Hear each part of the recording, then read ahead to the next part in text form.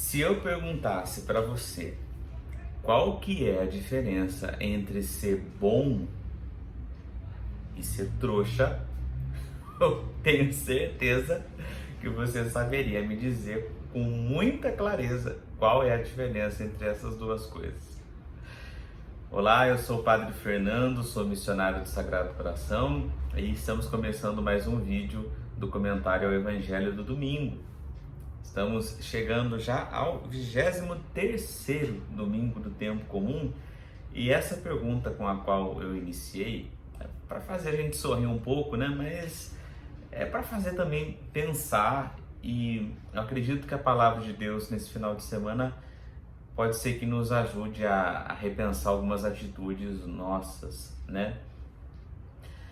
Quando nós falamos, e olha que nós falamos bastante, hein? Que Deus é bom, que Deus é amor, que Deus é misericórdia, que o jeito de Jesus ser revela o jeito de Deus ser, ou seja, compassivo, acolhedor de todos. Quando a gente vê e pensa nesses valores todos, pode ser que haja quem pense da seguinte maneira, como eu mesmo já ouvi inclusive, né? Então se Deus é bom, se Deus perdoa tudo, se Deus é misericórdia, eu continuo tocando minha vida do jeito que tá e na hora da minha morte eu me arrependo e tá tudo certo. Bobagem essa história de ficar indo em igreja, bobagem essa história de rezar. Então, na cabeça das pessoas seguindo essa lógica, então é uma questão matemática, né? Eu posso fazer o que eu quiser na minha vida e no final da vida tá tudo perdoado, tá tudo bem, né? Porém, a gente que busca fazer esse caminho de discipulado de Jesus Cristo, e mesmo quem não faz esse discipulado, se a gente tem um pingo de bom senso, a gente percebe no correr da vida e sem muita dificuldade que liberdade não significa onipotência, não significa que eu posso fazer de tudo, tudo que me der na cabeça eu posso fazer. Isso transformaria a sociedade, transformaria tudo num caos sem precedentes, né? Nós, se quisermos viver bem, né? Se quisermos ter condições de vida saudável, precisamos nos pautar por algumas regras, por mais simples que sejam.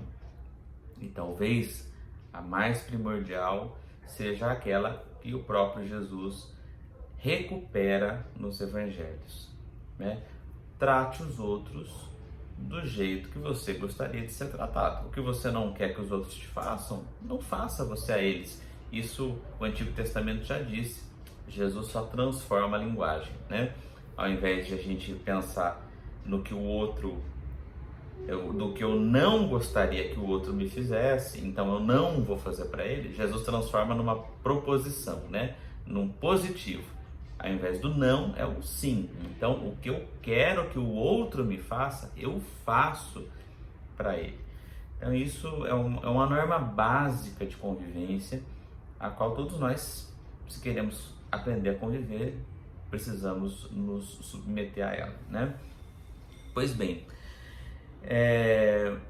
então, naturalmente, a gente vai caminhando para a ideia do pecado e da misericórdia de Deus. Mas para a gente entender melhor a misericórdia de Deus, é preciso que a gente entenda bem o que significa pecado, né?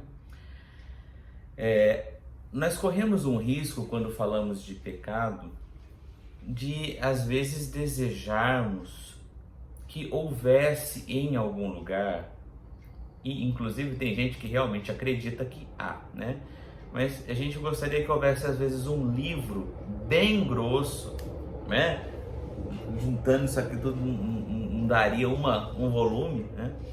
Em que ali estivessem descritos todos os pecados que existem, para que daí, quando a gente fosse confessar, por exemplo, a gente só olha lá, né? Fiz isso, vai fazendo um monte de xizinho e só apresenta para o padre, como se a nossa relação com o pecado e com a confissão fosse uma relação econômica, igual o boleto, né? Vamos imaginar um cartão de crédito.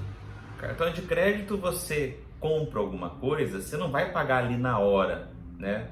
Você vai pagar no mês que vem, né? Chega a fatura no mês que vem. Quando chega a fatura, tá lá todos os gastos que você teve. Chega a hora de pagar, você paga aquilo tudo. A gente às vezes nos relacionamos com o pecado como se fosse isso. Ah, eu fiz isso, fiz aquilo outro, fiz aquilo outro, fiz aquilo outro, chego na confissão, pago a minha fatura e tá tudo certo. Não é bem essa a ideia. Nas muitas palavras que existem nas línguas, né, que foram escritas a Bíblia, das muitas palavras que existem para descrever pecado, uma delas tem um significado bastante interessante, que significa, na língua da Bíblia, errar o alvo. Pecado, dentro da compreensão da Bíblia, seria errar o alvo. Tentei atingir um determinado objetivo, não consegui. Isso que é pecado, né? É uma forma de explicar pecado. Ok, se pecado é errar o alvo, qual seria o nosso alvo? Ou, dito de uma outra maneira, qual seria o nosso modelo ao qual tentamos nos conformar, ao qual tentamos seguir, imitar? O nosso alvo, o nosso modelo é a pessoa de quem? De Jesus Cristo, né? O jeito de Jesus ser é o nosso objetivo, é o nosso alvo. O jeito como ele vivia, e a sua vida foi inteiramente pautada pelo amor, a tal ponto que ele consegue resumir todo o seu estilo de vida em uma única regra: amem-se uns aos outros assim como eu amei vocês. E de que jeito que Jesus amou? Fazendo para os outros aquilo que ele gostaria que fizessem para ele. Essa lei suprema do amor, do respeito, ou dito de uma outra maneira, né, como viveu aquele que chamaram de profeta gentileza, acho que na década de 70 no Rio de Janeiro, 60, 70, não me lembro, ele dizia que gentileza gera gentileza, né? É um outro jeito de dizer a mesma coisa que Jesus disse com outras palavras. Esse é o estilo de vida de Jesus e essa é a regra que ele nos propõe. Padre, mas e os 10 mandamentos e as outras tantas regras que possa haver? Não era mais fácil ter um livro com tudo aquilo que eu posso e o que eu não posso fazer como cristão, como católico? Bom, talvez fosse mais fácil, mas isso acaba gerando uma dificuldade grande, né? Gera o legalismo. A gente dividir a vida entre pode e não pode. E a chance de a gente, com esse comportamento, acabar gerando exclusões é grande. Eu sigo mais regras do que você, então eu sou melhor do que você. E vejamos que é exatamente isso que acontecia no tempo de Jesus, né? As discussões com os fariseus eram essas. Os fariseus se sentiam mais santos, mais escolhidos, porque obedeciam mais regras que os outros. Jesus nos leva a uma compreensão diferente e que Paulo, apóstolo, que na segunda leitura desse domingo, ele trata desse tema também. Para Jesus, quem vive o amor está cumprindo toda a lei, né? Paulo, apóstolo, no finalzinho da segunda leitura desse domingo, que é da carta aos Romanos, ele fala: o amor não faz nenhum mal para o próximo, portanto, o amor é o cumprimento perfeito da lei. Santo Agostinho, no tempo dele, né? Se não me engano, Santo Agostinho do século V, século IV, diz numa homilia, inclusive baseando-se nisso, né? Todos os atos de quem ama são atos santos. Então, ame e faça o que quiseres. Tudo que se for feito no amor será feito bem, será feito segundo a vontade de Deus, segundo o nosso alvo, segundo o nosso modelo.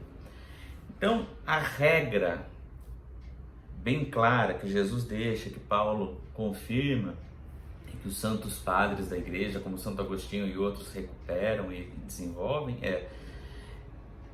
se queremos acertar o alvo, tentemos viver como Jesus, tentemos viver o mandamento do amor. Cada vez que a gente não vive isso, a gente comete um pecado, a gente erra. Então, é uma regra muito ampla, e por isso que tem gente que gostaria que fosse mais casuístico, mas não é assim. Aliás, a própria carta aos Romanos e a carta aos Gálatas, se um dia você quiser ler, não são tão longas, Paulo fala muito sobre isso, né? Da desnecessidade de se haver um compêndio, uma lista de errado e certo. O errado e o certo é o amor. Se tá no amor, tá certo. Se não tá, tá errado. É essa que é a regra, né? Então, é aí que a gente chega nessa ideia, né? Então, o pecado é o nosso desejo, que todos nós temos, de não viver no amor. É o desejo de vivermos no oposto do amor. O oposto do amor não é o ódio. O oposto do amor é o egoísmo, é o fechamento em si mesmo, é eu pensar só em mim e o outro que se vive, né? A indiferença, como já cantava Zezé de Camargo e Luciano, é a sua indiferença que me mata, né? Então, a indiferença mata. A indiferença de a gente vermos dentro da nossa própria casa alguém que está passando uma necessidade e não nos incomodarmos com isso. Nem sequer refletirmos o que é que podemos fazer para ajudar, né? É a indiferença de acharmos que o que acontece com o planeta, o que acontece com outros seres humanos não tem a ver com a gente. Isso tudo é pecado. A indiferença de a gente dentro de um relacionamento, por exemplo, você não se preocupar em ter uma paridade, uma igualdade, né, entre dar e receber. Às vezes numa relação só um se mata pelo outro, o outro não está nem sequer interessado, está pensando só em si mesmo. Só venha a nós, ao vosso reino nada. Não é amor, então aí está o pecado.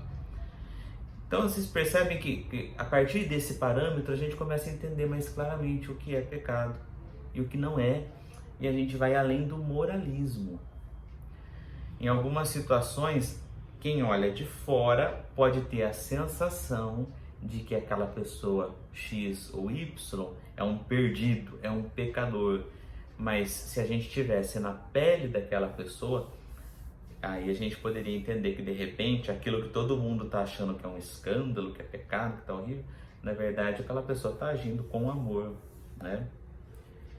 E era esse o olhar de Jesus para aqueles que eram chamados pecadores. Tentava identificar neles onde é que estava o amor e tentar aperfeiçoar esse amor. O caminho do Evangelho, gente, é um caminho muito mais do venha, vamos fazer uma experiência, do que o caminho do não pode, você está errado, você é pecador. Quer dizer, ao menos assim Jesus nos apresenta o seu caminho, né? Se a igreja ao longo dos tempos, se nós interpretamos de outra maneira, aí isso é uma outra questão. Mas o caminho do Evangelho é um caminho positivo, é o do faça e não o do não faça, né? Faça o bem, cultive o amor, que o amor vem, né? Eu acho que esse início é interessante a gente falar. Nós, a semana passada, ouvimos Jesus falar sobre a igreja e eu disse que a igreja não é entendida apenas, semana passada e semana retrasada, né? Não é entendida apenas como a hierarquia da igreja, né? Igreja não é só o papa, bispos, padres, freira, frei. Igreja é todo mundo que é batizado, né? Que é discípulo de Jesus Cristo. Isso que faz a igreja. Depois de termos ouvido sobre a igreja nesses 2 últimos domingos, agora a gente vai ganhar de Jesus, por assim dizer, algumas reflexões sobre a vida em comunidade. Aliás, até a palavra igreja vem do grego, né? A palavra que está no Evangelho é eclesia, né? É daí, inclusive, que vem a palavra eclesiástico, né? Que é aquilo que é referente à igreja.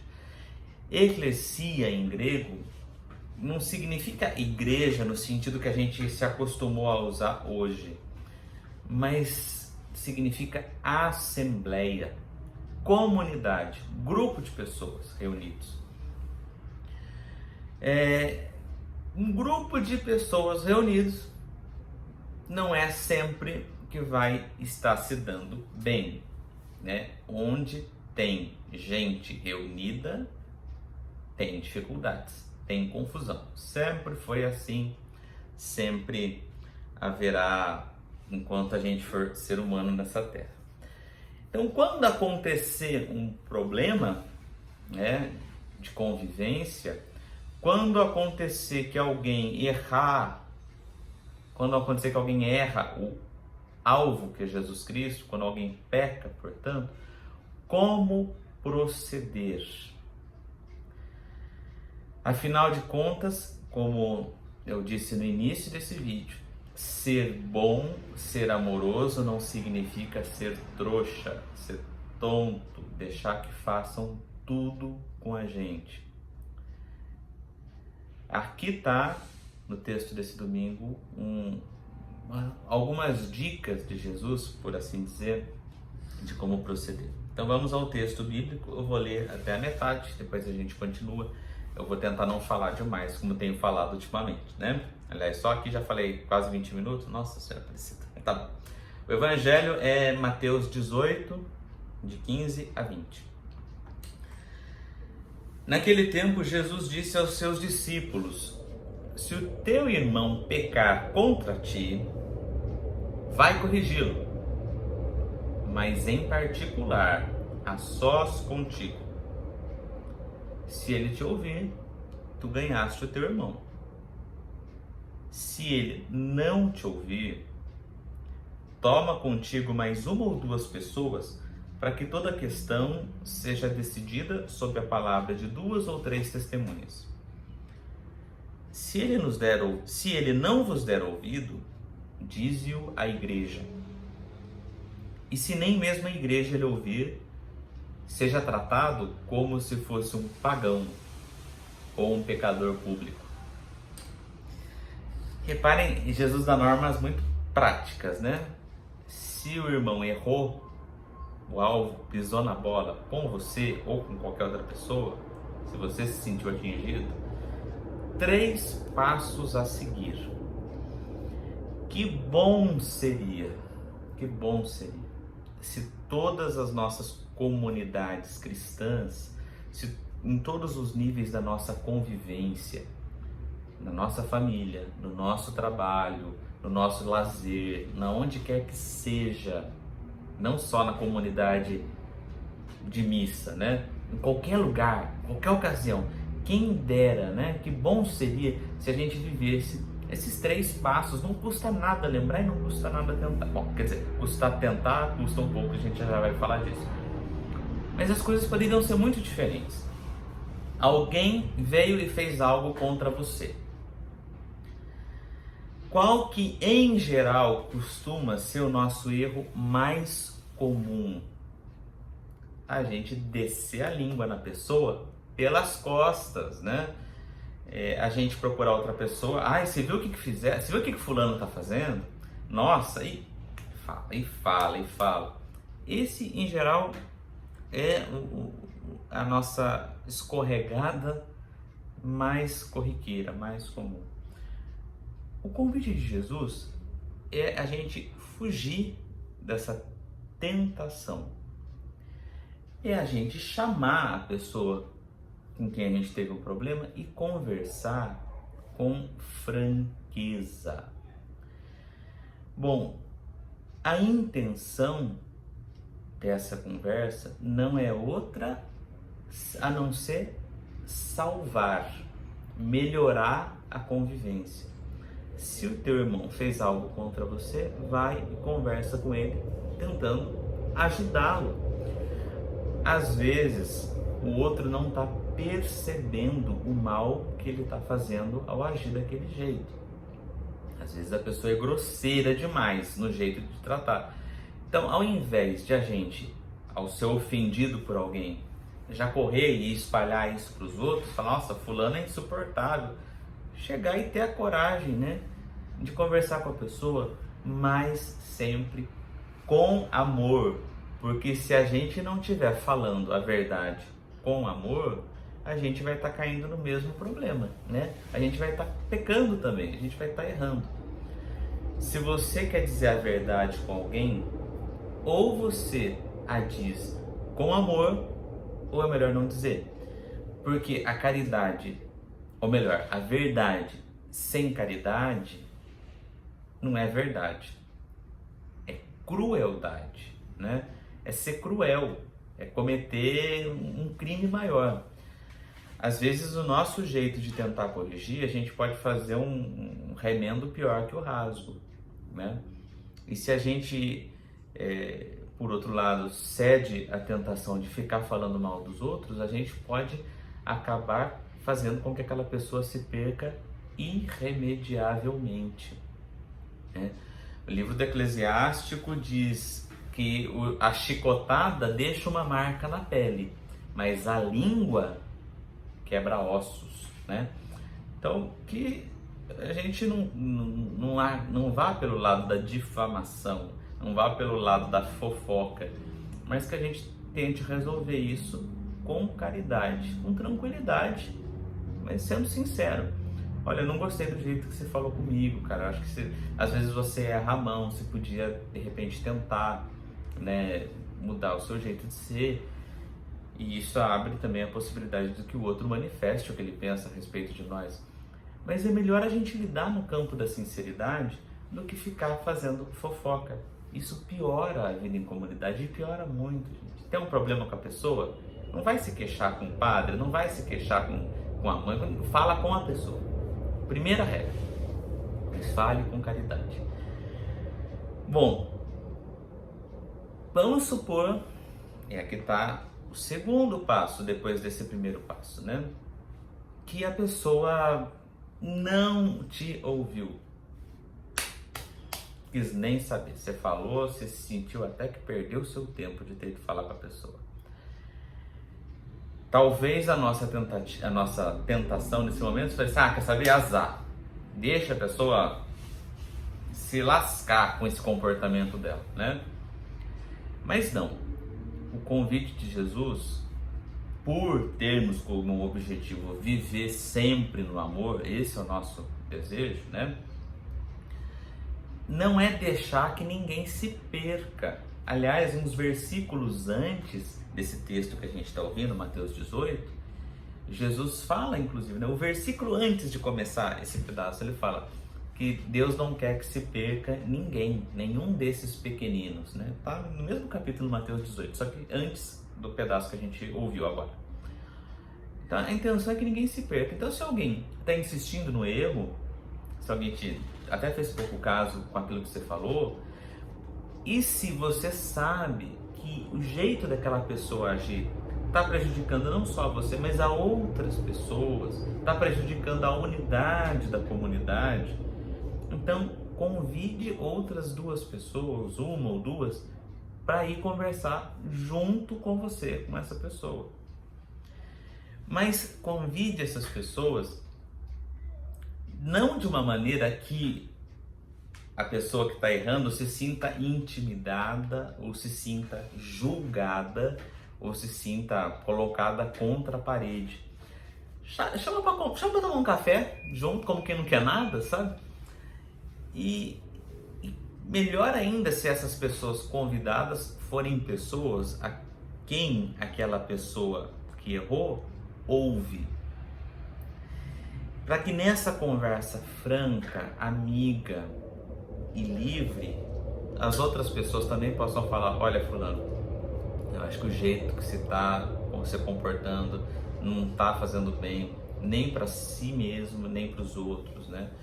Repensa, às vezes naquela conversa desarmada, a gente consegue fazer com que a pessoa mude, ou pelo menos repense e tente mudar. Em geral, gente, pelo menos do que eu vivi até hoje, as coisas se costumam resolver ou encaminhar para uma resolução nesse segundo passo, não precisa chegar ao terceiro. Porque muitos dos nossos problemas de convivência vêm do fato de nós não sermos verazes, não sermos transparentes. Claro que nem tudo o que a gente pensa a gente pode falar, né? Tem gente que às vezes no jeito de falar pode até ofender, né? Pode ser grosseiro, tudo. Mas aquilo que não é dito numa relação se torna maldito com o tempo. Então tem uma coisa que fulano faz que me incomoda muito. Então eu vou falar, pode ser que a pessoa mude, ou se não mudar, pelo menos eu entendo por que a pessoa age daquele jeito. Vou entender se de repente aquela pessoa não muda porque ela não consegue mudar. E aí então, nesse caso, quem teria que mudar sou eu, né? Mudar a minha relação, não ficar esperando que aquela pessoa mude, porque de repente ela não vai mudar, né? Então, ter clareza das coisas. Eu acho que tudo aquilo que a gente não fala, que a gente não conversa, vai virando uma bola de neve, vai ficando uma coisa insuportável com o tempo. E se a gente, como eu disse há pouco, pelo contrário, começa a espalhar isso para os outros, a falar, só se queixar, aí virou uma caca, né? Com perdão da expressão. Então, tentar salvar o nosso irmão, conversando em particular. Se não for possível, convida mais algumas outras pessoas, mas de uma maneira que a pessoa não se sinta intimidada, nem num tribunal, nem se sinta já pré-condenada, nem pré-julgada, né? Mas uma conversa franca, que todo mundo possa manifestar, cara, muda de vida, do jeito que você tá ficando insuportável. Jesus fala que quando a gente consegue fazer com que a pessoa pense, ele diz, tu ganhaste o teu irmão. Essa expressão tem um outro significado interessante, tu salvaste o teu irmão, né?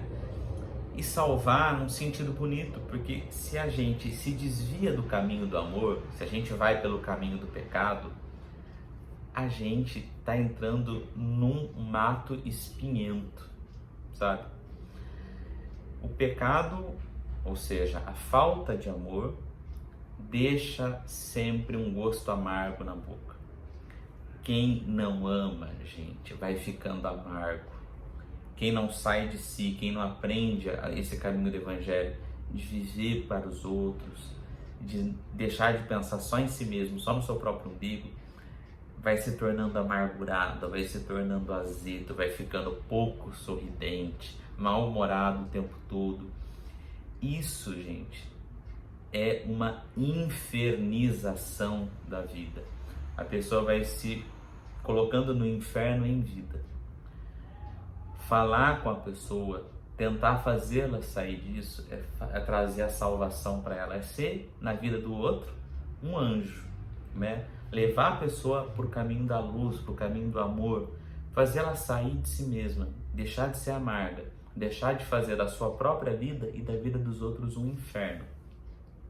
Talvez ao falar isso, né, enquanto eu estou falando isso, você já imediatamente pensa, né? Ai, fulano é assim, fulano está fazendo da minha vida um inferno, mas pensa que a vida dessa pessoa, de repente, já é um inferno. E pensa se de repente você não poderia ser a pessoa que vai salvá-la, né? Às vezes dizendo alguma coisa para ver se ela pensa, ou com outras pessoas, você ajudar aquela pessoa a pensar para sair daquilo. Frequentemente, pessoas problemáticas, difíceis de conviver, são pessoas que estão tendo problemas consigo mesmo, não estão conseguindo nem se amar, então nunca conseguirão amar os outros, né? E qual que é a nossa postura? Deixa a pessoa se estrepar ou a gente tenta salvar, né? Então, primeiro passo, em particular. Segundo passo, tentar conversar com mais gente, né? E terceiro passo, gente, é Jesus fala: se nem a você e nem aquelas 2 ou 3 pessoas que você convidou, aquela pessoa não ouviu, se aquela pessoa insiste naquele erro, então leva para a comunidade, né? A comunidade local, a comunidade mais próxima. Quando Jesus fala igreja, então eu recordo, né? Igreja, eclesia, significa assembleia, o grupo dos que acreditam em Jesus Cristo. Às vezes esse grupo é a família, sabe? Às vezes tem um filho que está numa situação tão absurda, então, vamos convidar, vamos conversar todo mundo, né? Não dá para continuar assim. Às vezes é numa comunidade, numa pastoral, chamar a pastoral e falar: gente, vamos conversar, porque todas as tentativas de conversar com a pessoa se esgotaram. A ideia que está aqui presente, pelo que a gente vê depois nas cartas de Paulo, em que Paulo manda algumas orientações para a comunidade de Corinto, para Tito também. Tem uma outra citação que eu anotei aqui, mas já perdi onde que eu tinha anotado. Mas havia entre os primeiros cristãos o costume de seguir esses 3 passos. Conversava em particular, a pessoa não melhorava. Conversava com outras pessoas, às vezes mais de uma vez, a pessoa não melhorava. Então levava para a comunidade, levava para reunião de grupo. Assim, gente, fulano não consegue. Fulano, o que você tem a dizer em sua defesa? E se a pessoa abertamente insistia numa postura de erro, numa postura de desamor, a comunidade, para dar um chacoalhão na pessoa, falava: então, você não tem nada em comum com a gente, então é melhor você procurar outro grupo.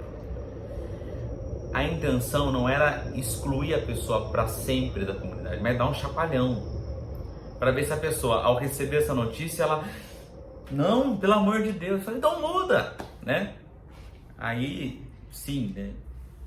Porque uma coisa, gente, é nós termos no nosso grupo, na nossa comunidade de cristãos, pessoas que pensam diferente da gente.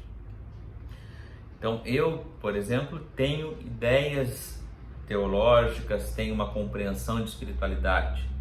Mas se você for ver outros vídeos aqui no YouTube mesmo, de outros padres, de outros leigos e leigas, você vai encontrar outras visões a respeito do texto bíblico, outras visões a respeito da igreja. E nós somos, ainda assim, com diferenças que às vezes são até bem grandes, somos membros do mesmo corpo, estamos no mesmo barco da comunidade dos discípulos de Jesus. Mas pode acontecer, e é a isso que Jesus e Paulo se referem, que uma pessoa assuma uma postura de vida tão diferente, tão fora do objetivo que é o amor, que ela não possa nem ser considerada cristã. Então não se trata de termos coisas que discordamos, termos coisas diferentes entre nós, isso porque sempre vai haver, não existe uniformidade, né? Se trata de quando a pessoa é tão diferente que não tem absolutamente nada em comum. E isso se torna triste, porque se o caminho de Cristo é o caminho de tentar viver no amor, então se a pessoa não tem nada em comum com isso, é porque ela fez uma opção absoluta pelo não amor, pelo egoísmo, pela indiferença aos outros. Então, aí está a origem daquilo que é temido, né? A tal da excomunhão, né? O que é excomunhão? Não é simplesmente uma expulsão da igreja, não. É uma constatação. Essa pessoa já está fora faz tempo e a gente está tentando resgatá-la e ela não se permite resgatar.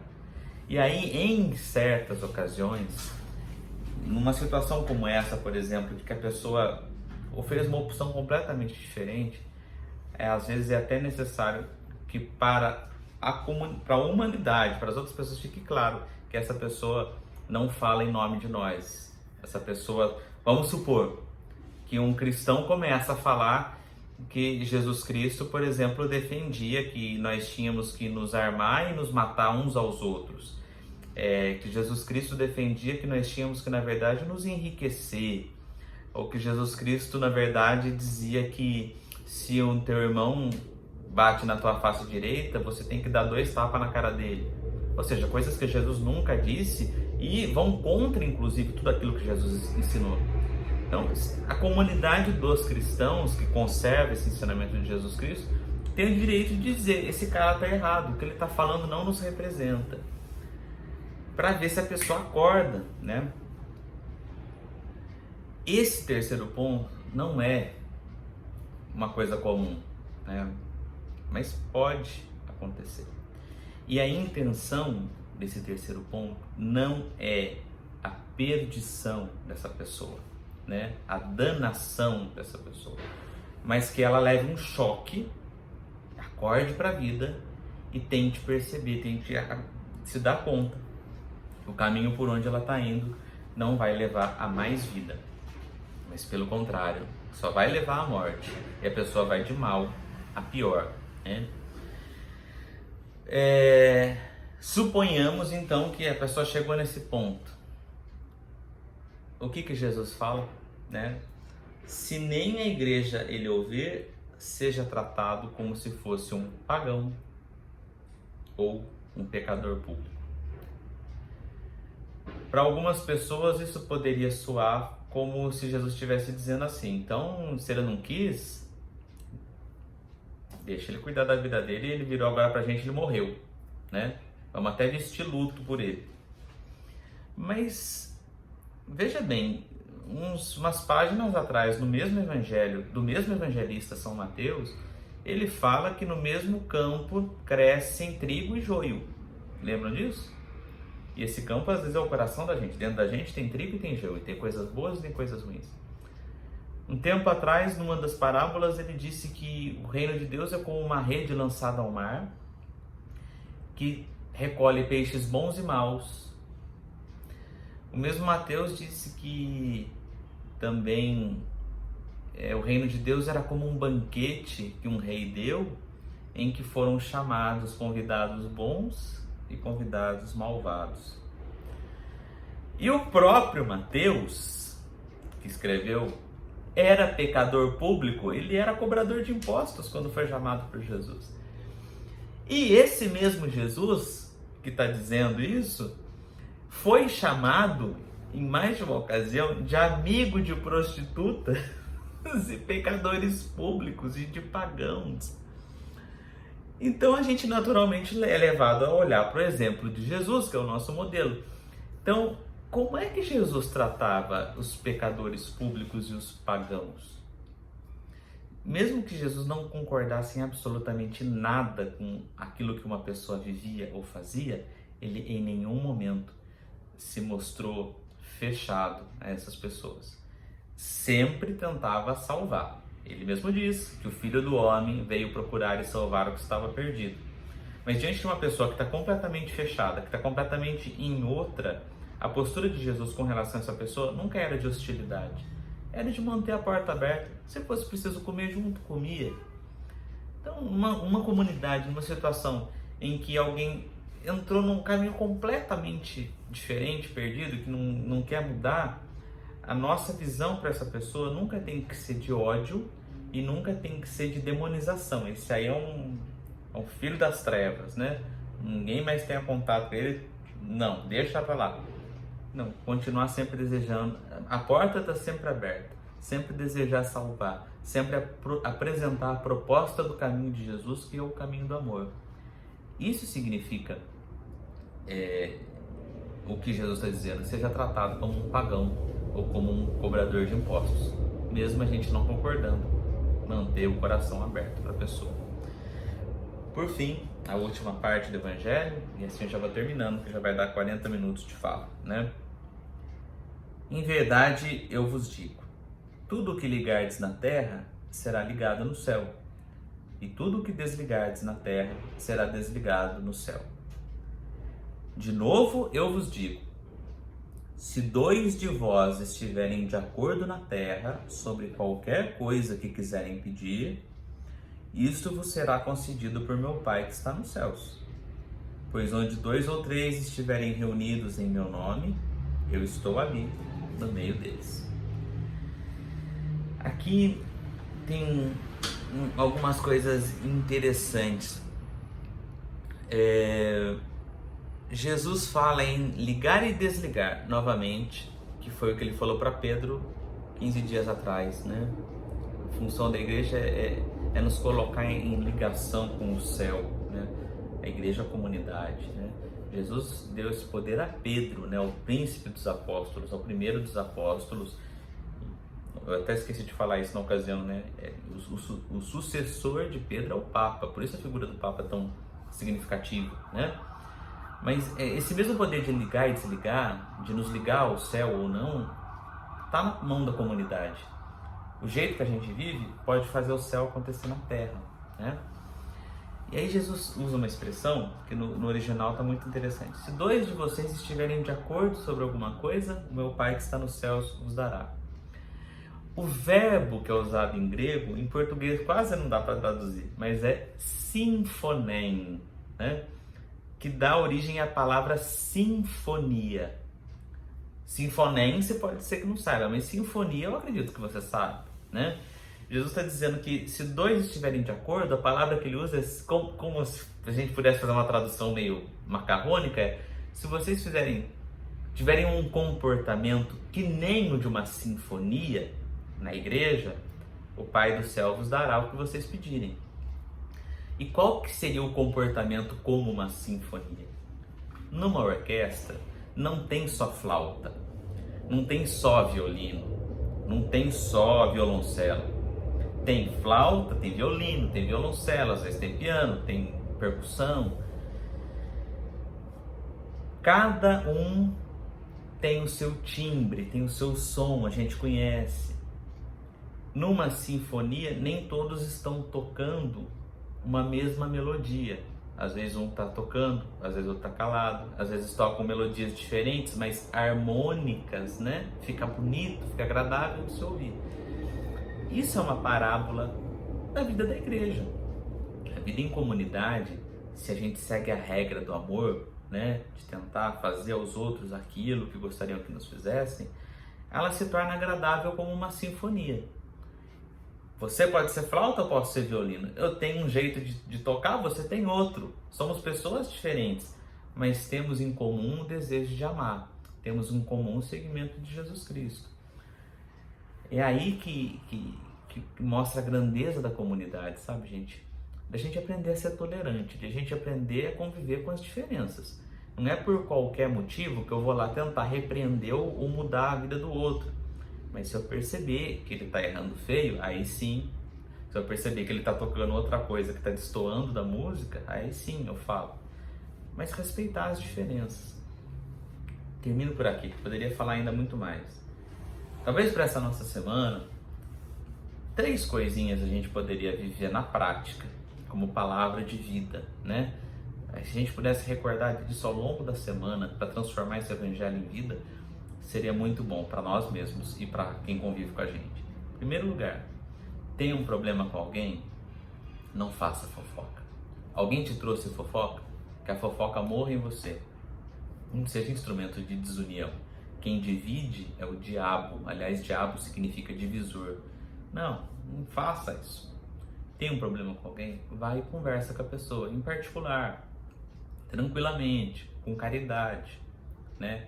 Não deixa a pessoa se perder, porque a vida dela já está sendo um inferno. Se ela está fazendo da sua vida um inferno, é porque ela não está bem. Conversa com ela, tenta ajudar. Se você ajudar, você salvou alguém, né? Primeira coisa, então, não fofocar, certo? Tem um problema com alguém? Fala com a pessoa. Segunda coisa, ter sempre essa disposição de corrigir com caridade. Se você vai conversar com alguém, conversa tentando salvar a pessoa. Não conversa tentando ter razão só. Não conversa tentando mostrar que você sabe mais. Não, conversa para tentar ajudar. Não fazer fofoca, conversar com amor. Dizer a verdade, conversar com a pessoa interessada, mas sempre com caridade. E terceira coisa, tentarmos entender que o Pai do céu nos dará o que pedimos se vivermos em sinfonia, né? se aprendemos a conviver, aceitando as diferenças. Às vezes, quando a gente vai falar com o outro, pode ser que na verdade o errado tenha sido a gente, né? E a gente vai ter que ouvir também. Termino.